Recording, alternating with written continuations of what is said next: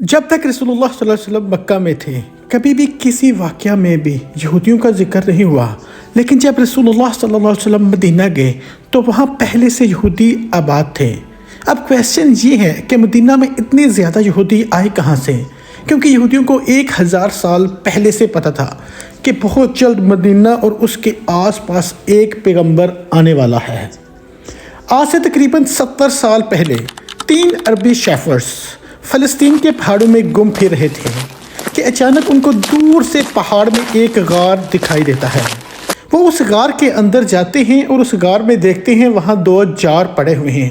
انہوں نے یہ جار کھول کے دیکھے تو ان کے اندر پرانے زمانے کے کچھ پیپر اور سکرولز پڑے ہوئے تھے۔ انہوں نے کچھ ان کو اسپیشل نہیں جانا اور جا کے بازار ان کو بیچ دیا۔ وہاں سے یہ سکرولز کسی طرح امریکہ کے ایک سائنٹسٹ کے ہاتھ لگ گئے، جس کو ڈائریکٹ پتہ لگ گیا کہ یہ یہودیوں کی آسمانی کتاب تورات ہے، لیکن یہ کسی عجیب سٹائل میں لکھی ہوئی تھی اور آج کے سارے تورات سے بالکل مختلف تھیں۔ تو اس سائنٹسٹ جان سی ٹریور نے ان پیپرز کو اس زمانے کے سب سے پرانے تورات جو 1800 سال پرانا تھا اس کے ساتھ کمپیئر کیا، تو ان دونوں تورات کا سٹائل اور انداز بالکل ایک جیسے تھے۔ جس کاغذ پر یہ تورات لکھی ہوئی تھی اس کی کاربن ڈیٹنگ کروائی گئی۔ یہ زیادہ سے زیادہ کتنے پرانے ہو سکتے ہیں؟ تو پتہ چلا کہ یہ ایٹ لیسٹ 2200 سال پرانا کاغذ ہے جس کے اوپر یہ تورات لکھی ہوئی ہے۔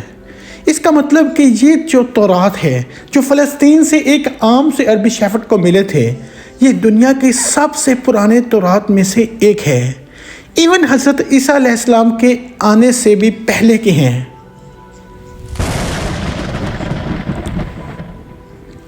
یہ کمپلیٹ تورات تو نہیں ہے، لیکن تورات کے بہت زیادہ پورشن اس میں موجود ہیں۔ ان سکرولز کے سٹارٹنگ میں یہودیوں کے ایک پیغمبر ائزیا کا ذکر ہے، جن کو کرسچن اور مسلمان دونوں ایک سچا نبی مانتے ہیں۔ اور اس پیغمبر ائزیا نے فیوچر کی کچھ پروفیسیز لکھی ہیں کہ آنے والے وقتوں میں کیا کیا ہونے والا ہے۔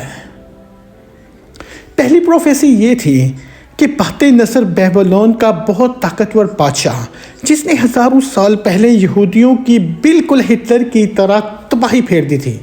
اس تورات کی پہلی پروفیسی یہ ہے کہ ابھی تو بخت نصر ہمارے اوپر بہت ظلم کر رہا ہے، لیکن بہت جلد ایک شخص اس کی حکومت کو تباہ و برباد کر دے گا اور یہودیوں کو ان کے علاقے میں واپس آباد کر دے گا۔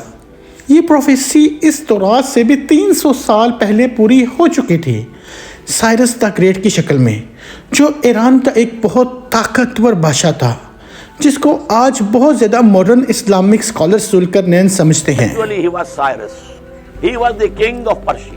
یہ بھی ایک بہت انٹرسٹنگ سٹوری ہے جس کے بارے میں ہم آپ کو بعد میں بتائیں گے، اس لیے آپ چینل کو سبسکرائب کر دیں تاکہ اس کے اوپر جب نئی ویڈیو آئے گی تو آپ کو دیکھنے کے لیے مل جائے۔ اس تورات کی دوسری پروفیسی کی وجہ سے یہودی مدینہ میں آباد ہوئے۔ اس دنیا کی سب سے پرانی تورات میں پروفیسی کچھ ایسے ہیں: دیکھو میرا غلام جسے میں قائم رکھتا ہوں، میں اپنی روح کو اس میں ڈالوں گا اور وہ دنیا میں انصاف قائم کرے گا، اور جب تک وہ زمین میں انصاف قائم نہ کر لے وہ پیچھے نہیں ہٹے گا اور نہ اسے کوئی کچل سکے گا، اور میں بتوں کو اپنی تعریف چھیننے نہیں دوں گا، اور جن آبادیوں میں کیدار کے لوگ رہتے ہیں خوش ہو جائیں۔ کیدار، لفظ کیدار، اس کو یاد رکھیں۔ سیلا کے لوگ پہاڑ کے اوپر چڑھ کر چیخ چیخ کر نعرے لگائیں اور خوشیاں منائیں۔ چلیے اب آپ کو کیدار کے بارے میں بتاتے ہیں، جو ورڈ ہم نے آپ کو بولا تھا یاد رکھنے کے لیے۔ سب سے پہلے کہا گیا ہے کہ کیدار کے لوگ خوشیاں منائیں، اور اب یہ کیدار کون ہے اور کہاں ہے؟ کیدار ابراہیم علیہ السلام کے بیٹے اسماعیل علیہ السلام کے دوسرے بیٹے کا نام ہے، اور اس کیدار کے بچوں نے عرب میں ایک بہت بڑی سلطنت قائم کی، اور رسول اللہ صلی اللہ علیہ وسلم بھی اسماعیل علیہ السلام کے اس بیٹے کیدار کی نسل میں تھے۔ دوسرا ذکر ہے بتوں کا۔ اس زمانے میں سب سے زیادہ بتوں کی عبادت عرب میں کی جاتی تھی۔ اب اس سے یہ تو کلیئر ہے کہ پیغمبر عرب میں آئیں گے۔ پروفٹ ائزیا نے تورات میں دوسری پروفیسی یہ کی تھی کہ سیلا کے لوگ پہاڑ پر چڑھ کر زور زور سے خوشیاں منائیں۔ یہ سیلا لفظ SELA آج بھی تورات میں اسی طرح لکھا جاتا ہے۔ اب یہ سیلا عرب میں کدھر ہے؟ یہ بہت ہی زیادہ انٹرسٹنگ ہے۔ میری بات آپ نہ مانیں، گوگل میپ تو آپ سب کے پاس ہے۔ گوگل میپ پر لکھیں سیلا عرب اور سرچ کریں، آپ سیدھا اس پہاڑ کی لوکیشن پر پہنچ جائیں گے۔ یہ پہاڑ آج بھی مدینہ میں ہے، اور صرف مدینہ میں ہی نہیں بلکہ مسجد نبوی کا سب سے نزدیکی پہاڑ ہے، یہی سیلا ہے۔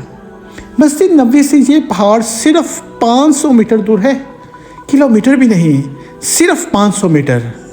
اور ترات میں سیلا کے لوگوں کو کہا گیا ہے کہ پہاڑ پر چڑھو اور خوشی کے نعرے لگاؤ، کیونکہ تمہارے پاس ایک ایسا شخص آنے والا ہے جو پوری دنیا میں انصاف قائم کر دے گا۔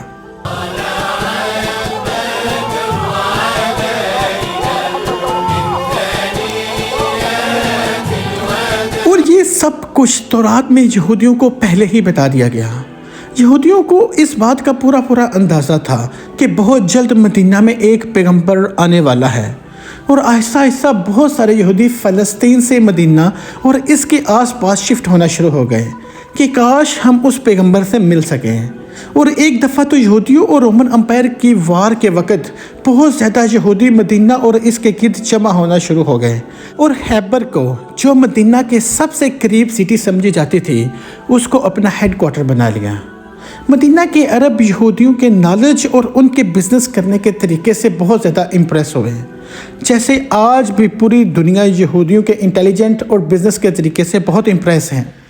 آہستہ آہستہ مدینہ میں یہودی بڑھنے لگے، اور مدینہ کے عربیوں اور یہودیوں کے درمیان لڑائیاں ہونے لگیں، اور ہمیشہ یہودی مدینہ کے عربیوں کو یہ کہتے تھے کہ آج تو تم لوگوں نے جو کرنا ہے کر لو، لیکن جب ہمارا پیغمبر آئے گا تب ہم آپ لوگوں کو نہیں چھوڑیں گے۔ مدینہ کے عربی ہمیشہ اس بات سے ڈرتے تھے کہیں ان کا پروفٹ آ کے ہمیں سچ میں ختم نہ کر دے۔ مدینہ والوں کو جنریشن در جنریشن یہ بات بتائی جا رہی تھی، جس کی وجہ سے مدینہ والوں کو یقین ہو گیا تھا کہ بہت جلد ایک پیغمبر آنے والا ہے۔ اس سب کے دوران اچانک ایک دن مکہ سے مدینہ ایک آدمی آتا ہے جس کا نام تھا مصعب بن عمیر، اور انہوں نے مدینہ کے لوگوں کو اسلام کی دعوت دی اور بتایا کہ مکہ میں ایک عربی پیغمبر آیا ہے جس کی بات کوئی بھی مکہ میں نہیں مان رہا۔ یہ سن کر مدینہ والے حیران ہو گئے کہ ایک عربی بولنے والا پیغمبر، ہو سکتا ہے یہ وہی پیغمبر ہے جس سے یہودی ہمیں بار بار ڈراتے ہیں۔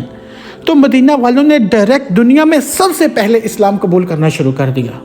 یہودیوں کو جب اس بات کا پتہ چلا کہ ہمارا پیغمبر تو عربیوں میں آ گیا ہے تو انہوں نے صاف انکار کر دیا کہ یہ وہ پیغمبر ہے ہی نہیں، لیکن پھر بھی کچھ یہودیوں نے اسلام قبول کر لیا اور اسلام کے لیے جان بھی دی۔ اور تورات میں محمد صلی اللہ علیہ وآلہ وسلم کے بارے میں جو پہلے سے کہا گیا ہے، یہ بھی وہی یہودی جو مسلمان ہو گئے تھے انہی یہودیوں نے ڈسکور کیا تھا۔ اس لیے حضرت سلیمان فارسی رضی اللہ عنہ کو بھی ایک کرسچن پریسٹ نے مدینہ ہی بھیجا تھا کہ وہاں ایک پیغمبر آنے والا ہے۔ یہودیوں نے اس سب سے انکار کر دیا کہ یہ وہ پیغمبر ہے ہی نہیں، اور صرف ان کو انکار ہی نہیں کیا بلکہ رسول اللہ صلی اللہ علیہ وسلم کے خلاف ہر طرح کی سازشیں بھی کیں۔ لیکن یہودیوں کی طاقت خیبر کی جنگ کے بعد پورے عرب میں ہمیشہ کے لیے ختم کر دی گئی، اور وہ سارا مال جو یہودیوں نے 100 ایئرز میں جمع کیا تھا وہ سارا کا سارا مسلمانوں کو مل گیا، اور مکہ والوں کو بھی پتہ چل گیا کہ خیبر کے بعد اگلی باری مکہ والوں کی ہے۔ اب جھوٹ کا پردہ فاش ہو گیا ہے اور حق سامنے آ گیا ہے، حق سامنے آ چکا ہے۔